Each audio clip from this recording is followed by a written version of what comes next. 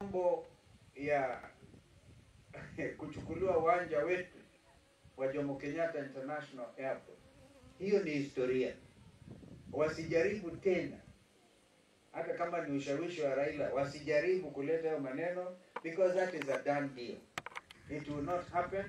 Tunataka nchi iwe na heshima, ikiwa ni public private partnership, yawe ni mambo ya uwazi, sio mengine wanafanya kichini chini kama iliyofanyika mambo ya ndani.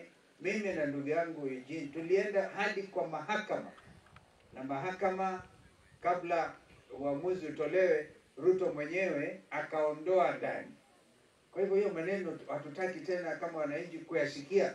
There must be other viable investors who can come in and help grow our infrastructure on the basis of public-private partnership. Lakini sio watu ambao wameshtakiwa Marekani, huyo ndani akienda Marekani anawekwa korokoroni, alafu huko tunamkaribisha.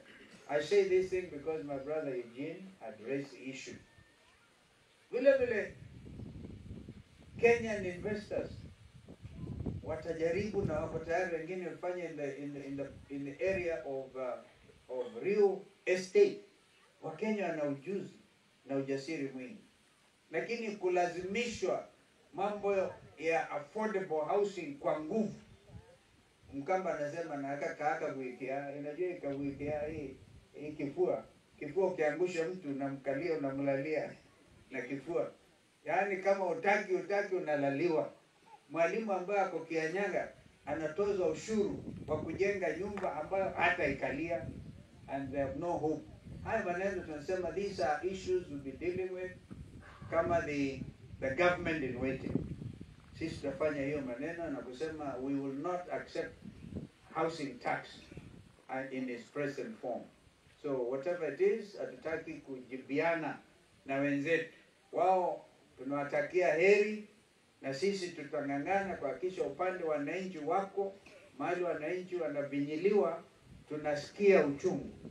Ndio next week mimi binafsi nilitangaza, na naona sasa imekubalika kwamba next Wednesday 25th itakuwa public holiday kwa heshima ya watoto wetu ambao waliuawa kiolela, na ambao hata wakati huu nothing has happened to even compensate the parents or even to begin to feel the pain of extrajudicial killings, non-observance of the rule of law. Na dada yangu Martha namsifu sana kwa sababu yeye ujasiri wa Martha sio wa kawaida. Anatetea hata eneo nzima la Afrika Mashariki. And I suspect anataka aende ndio akajiandae akasaidie BCJ ni Uganda. Huyu mama ni mjasiri.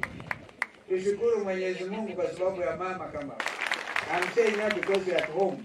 Wewe mjasiri ukijua we are all appreciating what you are doing. We have to sacrifice, not just for our country, but also for our region. Because we want democracy everywhere.